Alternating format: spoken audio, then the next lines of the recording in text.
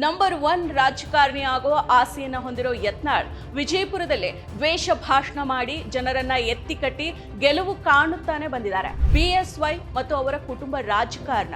ವಿಜಯಪುರ ಜಿಲ್ಲೆಯಿಂದ ದಿಲ್ಲಿವರೆಗೂ ರಾಜಕೀಯ ಪ್ರಯಾಣವನ್ನ ಬೆಳೆಸಿದ ಯತ್ನಾಳ್ಗೆ ಕರ್ನಾಟಕದ ರಾಜಕೀಯ ವಲಯದಲ್ಲಿ ಮಾತ್ರ ನಿರೀಕ್ಷಿತ ಸ್ಥಾನಗಳೇ ಸಿಕ್ಕಿಲ್ಲ.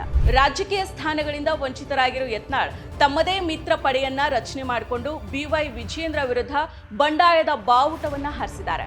ಕರ್ನಾಟಕದ ರಾಜಕೀಯದಲ್ಲಿ ಉನ್ನತ ಸ್ಥಾನ ಸಿಗುವಲ್ಲಿ ವಂಚಿತರಾದ ಯತ್ನಾಳ್ ಬೇಕಾಬಿಟ್ಟಿಯಾಗಿ ಸ್ವಂತ ಪಕ್ಷದವರ ವಿರುದ್ಧನೇ ನಾಲಿಗೆನ ಹರಿಬಿಡ್ತಾ ಇದ್ದಾರೆ. ಹಿಂದೂ ಹುಲಿ ಈ ಹೆಸರು ಹೆಚ್ಚಾಗಿ ಕೇಳಿಬರೋದು ಉತ್ತರ ಕರ್ನಾಟಕದಲ್ಲಿ, ಅದು ಕೂಡ ಯಾರಿಗಂದ್ರೆ ವಿಜಯಪುರ ಶಾಸಕ ಬಸವನಗೌಡ ಪಾಟೀಲ್ ಯತ್ನಾಳ್ ಅವರಿಗೆ. ರಾಜಕೀಯ ಮೊದಲಾರ್ಧ ಮುಸ್ಲಿಂ ಸಮುದಾಯದ ಜೊತೆಗೆ ಸೇರಿ ಬಕ್ರೀದ್, ರಂಜಾನ್ ಹಬ್ಬ ಆಚರಣೆ ಮಾಡಿದ್ದ ಯತ್ನಾಳ್ ತಮ್ಮ ರಾಜಕೀಯ ಬೇಳೆನ ಬೇಯಿಸ್ಕೊಳ್ಳೋದಕ್ಕೋಸ್ಕರ ಬಿಜೆಪಿಗೆ ಬಂದ ತಕ್ಷಣ ಮುಸ್ಲಿಂ ವಿರುದ್ಧ ದ್ವೇಷ ಭಾಷಣ ಮಾಡೋದು, ಹಿಂದೂಗಳನ್ನ ಮುಸ್ಲಿಮರ ಮೇಲೆ ಎತ್ತಿ ಕಟ್ಟೋದ್ರಲ್ಲಿ ನಿರತರಾಗಿದ್ದಾರೆ. ಇವರ ಬಗ್ಗೆ ಸ್ವತಃ ಅವರ ಪಕ್ಷದ ನಾಯಕರೇ ಅಸಮಾಧಾನವನ್ನ ವ್ಯಕ್ತಪಡಿಸಿದ್ದಾರೆ. ಹಿಂದೂ ಹುಲಿ ಅಂತ ಹೇಳ್ಕೊಳ್ಳೋ ನೀವು ಜೆಡಿಎಸ್ನ ಸೇರ್ಕೊಂಡು ಟಿಪ್ಪು ಸುಲ್ತಾನನ ಜನ್ಮ ದಿನಾಚರಣೆ ಎಂದು ಬಿರಿಯಾನಿ, ಕಬಾಬು ತಿಂದಿದ್ದನ್ನ ಮರ್ತು ಬಿಟ್ರ ಅಂತ ಮಾಜಿ ಸಚಿವ ಎಂಪಿ ರೇಣುಕಾಚಾರ್ಯ ಅವರು ಶಾಸಕ ಬಸವನಗೌಡ ಪಾಟೀಲ್ ಯತ್ನಾಳ್ ಅವರಿಗೆ ಛೇಡಿಸಿದ್ದಾರೆ.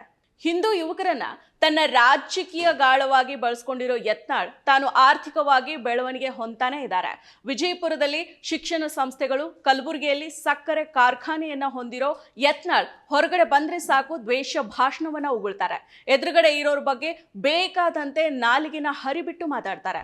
ನಂಬರ್ 1 ರಾಜಕಾರಣಿ ಆಗೋ ಆಸೆಯನ್ನ ಹೊಂದಿರೋ ಯತ್ನಾಳ್ ವಿಜಯಪುರದಲ್ಲಿ ದ್ವೇಷ ಭಾಷಣ ಮಾಡಿ ಜನರನ್ನ ಎತ್ತಿ ಕಟ್ಟಿ ಗೆಲುವು ಕಾಣುತ್ತಾನೆ ಬಂದಿದ್ದಾರೆ. ಆದ್ರೆ ಯತ್ನಾಳ್ಗೆ ಕರ್ನಾಟಕದ ರಾಜಕೀಯ ವಲಯದಲ್ಲಿ ನಿರೀಕ್ಷಿತ ಸ್ಥಾನಗಳೇ ಸಿಕ್ಕಿಲ್ಲ. ಇದಕ್ಕೆ ಕಾರಣ ಯಡಿಯೂರಪ್ಪ ಕುಟುಂಬ ರಾಜಕಾರಣ ಅನ್ನೋದನ್ನ ಯತ್ನಾಳ್ ಅವರೇ ಹಲವು ಬಾರಿ ಹೇಳ್ಕೊಂಡಿದ್ದಾರೆ. ಹೌದು, ಸ್ವಪಕ್ಷದ ಪ್ರಮುಖ ನಾಯಕ ಹಾಗೂ ಬಿಜೆಪಿಯನ್ನ ಕರ್ನಾಟಕದಲ್ಲಿ ಬೆಳೆಸುವಲ್ಲಿ ಪ್ರಮುಖ ಪಾತ್ರವನ್ನ ವಹಿಸಿದ್ದ ಯಡಿಯೂರಪ್ಪ ಮತ್ತು ಅವರ ಮಗ ವಿಜೇಂದ್ರ ವಿರುದ್ಧನೇ ನಾಲಿಗೆ ಹರಿಬಿಡೋ ಯತ್ನಾಳ್ ಆಕ್ರೋಶಕ್ಕೆ ಕಾರಣ ಅವರೇ ಹೇಳಿದಂತೆ ಬಿಎಸ್ವೈ ಮತ್ತು ಅವರ ಕುಟುಂಬ ರಾಜಕಾರಣ. ವಿಜಯಪುರ ಜಿಲ್ಲೆಯಿಂದ ದಿಲ್ಲಿವರೆಗೂ ರಾಜಕೀಯ ಪ್ರಯಾಣವನ್ನ ಬೆಳೆಸಿದ ಯತ್ನಾಳ್ಗೆ ಕರ್ನಾಟಕದ ರಾಜಕೀಯ ವಲಯದಲ್ಲಿ ಮಾತ್ರ ನಿರೀಕ್ಷಿತ ಸ್ಥಾನಗಳೇ ಸಿಕ್ಕಿಲ್ಲ.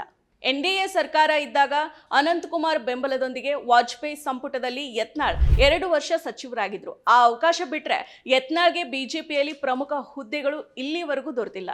ಇನ್ನು ಯಡಿಯೂರಪ್ಪ ಅವರನ್ನ ಮುಖ್ಯಮಂತ್ರಿ ಸ್ಥಾನದಿಂದ ಕೆಳಗಿಳಿಸುವಾಗ ಮುಂದಿನ ಮುಖ್ಯಮಂತ್ರಿ ಯಾರಾಗಬೇಕು ಅಂತ ಅಂದಾಗ ಯತ್ನಾಳ್ ಹೆಸರು ಪಕ್ಷದೊಳಗೆ ಕೇಳಿಬಂದಿತ್ತು. ಹೈಕಮಾಂಡ್ ನಾಯಕರೇ ಯತ್ನಾಳ್ ಹೆಸರನ್ನ ಪ್ರಸ್ತಾಪಿಸಿದ್ರು. ಆದ್ರೆ ಯಡಿಯೂರಪ್ಪನವರ ಕೆಂಗಣ್ಣಿಗೆ ಗುರಿಯಾಗಿ ಅವಕಾಶ ವಂಚಿತರಾದ್ರು. ಬೊಮ್ಮಾಯಿ ಆಗ ಸಿಎಂ ಆದ್ರು. ಆ ಸಿಟ್ಟು ಯತ್ನಾಳ್ ಮನದಲ್ಲಿ ಇನ್ನೂ ಕೂಡ ಹೆಪ್ಪುಗಟ್ಟಿದೆ. ಅಷ್ಟೇ ಅಲ್ಲದೆ ಬಿಜೆಪಿ ರಾಜ್ಯಾಧ್ಯಕ್ಷ ಆಗ್ಬೇಕು ಅನ್ನೋ ಹೆಬ್ಬಯಕೆಯನ್ನ ಯತ್ನಾಳ್ ವ್ಯಕ್ತಪಡಿಸಿದ್ರು. ಅದರಲ್ಲಿಯೂ ಕೂಡ ಯತ್ನಾಳ್ಗೆ ನಿರಾಸೆಯಾಗಿದೆ. ಒಟ್ಟಾರೆಯಾಗಿ ಕರ್ನಾಟಕದ ರಾಜಕೀಯದಲ್ಲಿ ಉನ್ನತ ಸ್ಥಾನ ಸಿಗುವಲ್ಲಿ ವಂಚಿತರಾದ ಯತ್ನಾಳ್ ಬೇಕಾಬಿಟ್ಟಿಯಾಗಿ ಸ್ವಂತ ಪಕ್ಷದವರ ವಿರುದ್ಧನೇ ನಾಲಿಗೆನ ಹರಿಬಿಡ್ತಾ ಇದ್ದಾರೆ. ರಾಜಕೀಯ ಸ್ಥಾನಗಳಿಂದ ವಂಚಿತರಾಗಿರೋ ಯತ್ನಾಳ್ ತಮ್ಮದೇ ಮಿತ್ರ ಪಡೆಯನ್ನ ರಚನೆ ಮಾಡಿಕೊಂಡು ಬಿವೈ ವಿಜಯೇಂದ್ರ ವಿರುದ್ಧ ಬಂಡಾಯದ ಬಾವುಟವನ್ನ ಹಾರಿಸಿದ್ದಾರೆ. ಭಿನ್ನರ ಗುಂಪಿನ ನಾಯಕ ಅಂತೆ ಬಿಂಬಿತರಾಗಿರೋ ಶಾಸಕ ಬಸವನಗೌಡ ಪಾಟೀಲ್ ಯತ್ನಾಳ್ ಬಹಿರಂಗ ಹೇಳಿಕೆಗಳನ್ನ ನೀಡೋ ಮೂಲಕ ಪಕ್ಷದ ಶಿಸ್ತನ್ನ ಉಲ್ಲಂಘಿಸ್ತಾ ಇದ್ದೀರಿ ಅಂತ ಕಳೆದ ವರ್ಷ ಡಿಸೆಂಬರ್ 2ರಂದು ಯತ್ನಾಳ್ ಅವರಿಗೆ ಬಿಜೆಪಿ ಹೈಕಮಾಂಡ್ ಮೊದಲ ಶೋಕಾಸ್ ನೋಟಿಸ್ ಅನ್ನ ನೀಡಿತು. ಆಗ ಯತ್ನಾಳ್ ಬಹಿರಂಗ ಹೇಳಿಕೆ ಕೊಡೋದಿಲ್ಲ ಅಂತ ಭರವಸೆಯನ್ನ ನೀಡಿ ಶೋಕಾಸ್ ನೋಟಿಸ್ಗೆ ಉತ್ತರವನ್ನ ನೀಡಿದ್ರು. ಇದೀಗ ಬಿಜೆಪಿ ಶಿಸ್ತು ಸಮಿತಿ 2ನೇ ಬಾರಿಗೆ ಯತ್ನಾಳ್ಗೆ ಶೋಕಾಸ್ ನೋಟಿಸ್ ಅನ್ನ ನೀಡಿದೆ. ಪಕ್ಷ ವಿರೋಧಿ ಚಟುವಟಿಕೆಗಳಲ್ಲಿ ತೊಡಗಿಸಿಕೊಳ್ಳೋದಿಲ್ಲ ಅಂತ ಹೇಳಿದ್ರಿ, ಆದ್ರೆ ಸಮಜಾಯಿಷಿ ನೀಡಿದ ರೀತಿಯಲ್ಲಿ ನೀವು ನಡೆದುಕೊಂಡಿಲ್ಲ ಅಂತ ನೋಟಿಸ್ನಲ್ಲಿ ಉಲ್ಲೇಖ ಮಾಡಲಾಗಿದೆ.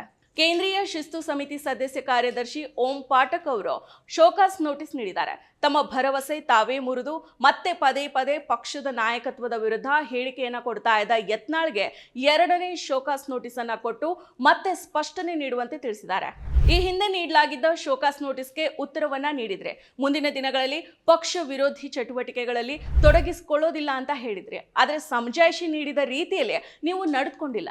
ಪಕ್ಷ ವಿರೋಧ ಚಟುವಟಿಕೆಗಳನ್ನ ಮುಂದುವರಿಸಿದಿರಿ. ಹೀಗಾಗಿ ಈ ಬಗ್ಗೆ 72 ಗಂಟೆಗಳಲ್ಲಿ ಸ್ಪಷ್ಟನೆ ನೀಡಬೇಕು ಅಂತ ಸೂಚನೆ ನೀಡಲಾಗಿತ್ತು. ಆದರೆ ಸಮಿತಿ ನೀಡಿದ್ದ ನೋಟಿಸ್ಗೆ ಸಮಜಾಯಿಷಿ ನೀಡೋದಕ್ಕೆ ಕೊಟ್ಟಿದ್ದ 72 ಗಂಟೆಯ ಗಡುವು ಗುರುವಾರ ಮುಕ್ತಾಯಗೊಂಡಿದೆ. ಇಲ್ಲಿವರೆಗೂ ಕೂಡ ಯತ್ನಾಳ್ ಯಾವುದೇ ರೀತಿಯ ವಿವರಣೆಯನ್ನ ಸಮಿತಿಗೆ ನೀಡಿಲ್ಲ.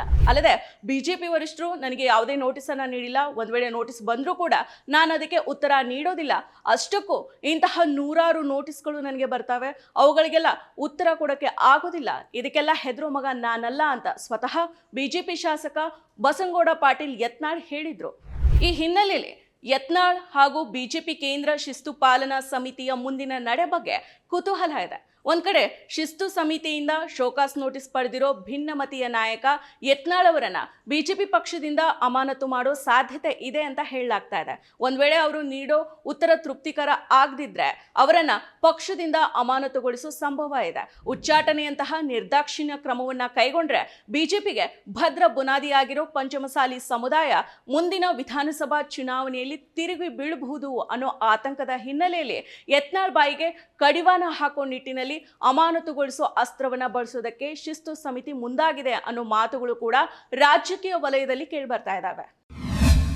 ಈ ದಿನ.com ಪ್ರೀಮಿಯಂ ಲೇಖನಗಳನ್ನು ಪ್ರಕಟಿಸ್ತಾ ಇದೆ. ಎಕ್ಸ್ಕ್ಲೂಸಿವ್ ಅನಿಸುವ ಸಂಗತಿಗಳು ಈ ಲೇಖನಗಳಲ್ಲಿ ಸಿಗುತ್ತವೆ. ಇವುಗಳನ್ನು ಓದೋಕೆ ನೀವು ಚಂದಾದಾರರಾಗಿ. ಇನ್ನೊಂದು ಕಡೆ ಸ್ವಪಕ್ಷದ ಹಿರಿಯ ನಾಯಕರ ವಿರುದ್ಧನೇ ಇಷ್ಟೊಂದು ನಾಲಿಗೆಯನ್ನು ಹರಿಬಿಡ್ತಾ ಇರೋರ ವಿರುದ್ಧ ಎಲ್ಲಿವರೆಗೂ ಯಾವುದೇ ರೀತಿಯ ಕ್ರಮವನ್ನ ಕೈಗೊಳ್ಳದೆ ಇರೋದು ನಿಜಕ್ಕೂ ಕೂಡ ಆಶ್ಚರ್ಯದ ಸಂಗತಿಯಾಗಿದೆ. ಪಕ್ಷವನ್ನ ಒಡೆಯೋ ಕೆಲಸವನ್ನ ಯತ್ನಾಳ್ ಮಾಡ್ತಾ ಇದ್ದಾರೆ. ಇಂತಹ ಸಮಯದಲ್ಲಿಯೂ ಕೂಡ ಯತ್ನಾಳ್ ಬಗ್ಗೆ ಇಲ್ಲಿವರೆಗೂ ಶಿಸ್ತು ಸಮಿತಿ ಯಾವುದೇ ಕ್ರಮವನ್ನ ಕೈಗೊಂಡಿಲ್ಲ. ಆಕ್ಚುಲಿ ಬಣ ಕಚ್ಚಾಟ ಮೇಲ್ನೋಟಕ್ಕೆ ವಿಜಯೇಂದ್ರ, ರೇಣುಕಾಚಾರ್ಯ ವರ್ಸಸ್ ಯತ್ನಾಳ್, ರಮೇಶ್ ಜಾರಕಿಹೊಳಿಯವರ ನಡುವಿದೆ ಅಂತ ಕಂಡುಬಂದ್ರೂ ಕೂಡ ಇದು ಮುಖ್ಯವಾಗಿ ಯಡಿಯೂರಪ್ಪ ವರ್ಸಸ್ BL ಸಂತೋಷರ ಬಣ ಕಾದಾಟ ಅನ್ನೋದ್ರಲ್ಲಿ ಯಾವುದೇ ರೀತಿಯ ಸಂದೇಹ ಇಲ್ಲ. BL ಸಂತೋಷ್ ಜೊತೆಗೆ ರಾಜ್ಯದಲ್ಲಿ ಕೇವಲ ಒಂದಲ್ಲ 2 ಗುಂಪುಗಳಿದಾವೆ. ಪ್ರಹ್ಲಾದ್ ಜೋಶಿ, CT ರವಿ, ತೇಜಸ್ವಿ ಸೂರ್ಯ ತರಹದ ಸಂಘ ಪರಿವಾರದ ಕೋಮುವಾದಿ ಮನಸ್ಥಿತಿ ಗುಂಪು ಹಿಂದಿನಿಂದಾನೋ ಸಂತೋಷ್ ಜೊತೆಗಿದ್ರು ಅವರನ್ನ ಸದ್ಯಕ್ಕೆ ಮುಂದೆ ಬಿಡ್ತಾ ಇಲ್ಲ. ಬದಲಿಗೆ ಬಾಯಿ ಬಡುಕರಾಗಿರೋ ಯತ್ನಾಳ್ ತರದವರನ್ನ ಮುಂದೆ ಬಿಟ್ಟು ಈ ಫೈಟ್ ಅನ್ನ ನಡೆಸಲಾಗ್ತಾ ಇದೆ. ಲಿಂಗಾಯತರ ವಿರುದ್ಧ ಲಿಂಗಾಯತರನ್ನೇ ಎತ್ತಿಕಟ್ಟಿ ಕೊನೆಗೆ ತಮ್ಮ ಬೇಳೆಯನ್ನ ಬೇಯಿಸ್ಕೊಳ್ಳೋದಕ್ಕೆ ಸಂತೋಷ್ ಮುಂದಾಗಿದ್ದಾರೆ. ಒಟ್ನಲ್ಲಿ ಹೇಳ್ಬೇಕಂದ್ರೆ ಯತ್ನಾಳ್ ಹಿಂದೆ BL ಸಂತೋಷ್ ಇದ್ದಾರೆ.